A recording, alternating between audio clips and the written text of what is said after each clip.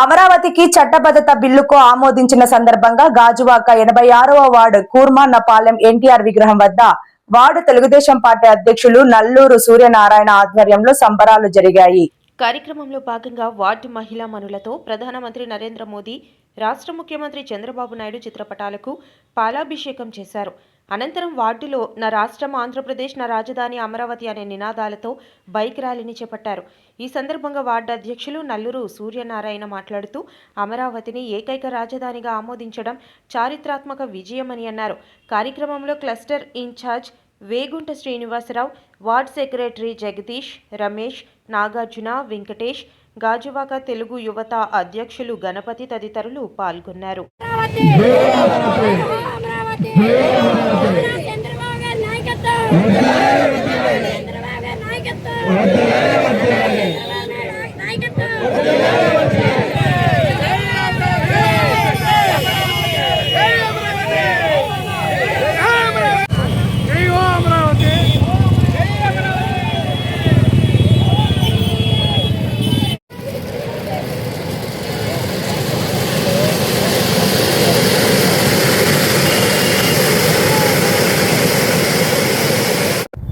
మరి 2014-19 మనకు అధికారం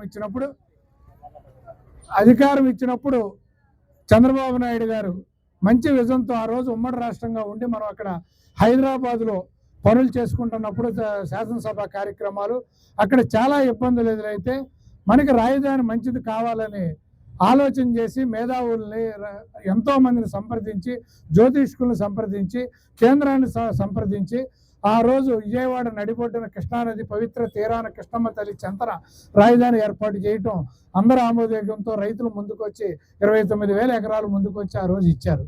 దాన్ని చక్కగా అభివృద్ధి చేసుకుంటూ 5 సంవత్సరాలు చక్కగా చేసుకున్న టైంలో రాష్ట్రానికి ఒక గ్రహణం పట్టి ఒక కారు చీకటిలాగా వ్యాపించి ఒక దుర్మార్గుడు వచ్చి పరిపాలన చేసి రాష్ట్రాన్ని విచ్ఛిన్నం చేసి 3 ముక్కలాటికి చేశారు.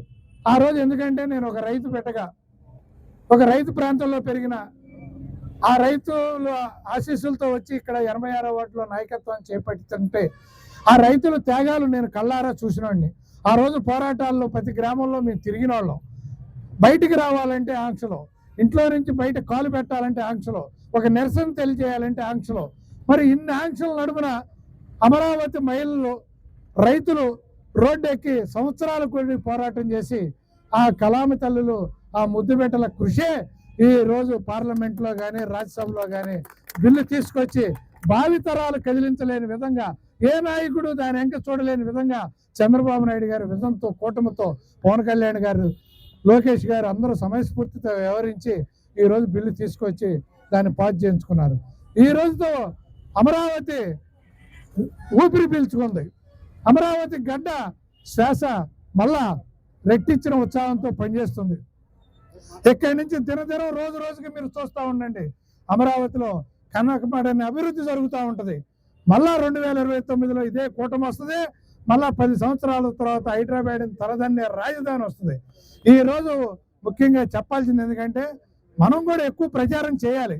మన దగ్గర మైటీడీ యాప్ ద్వారా ప్రచారం చేయాలి. అలాగే ప్రతి వార్డులో, ప్రతి నియోజకవర్గంలో తెలుగు యువత ఉంది.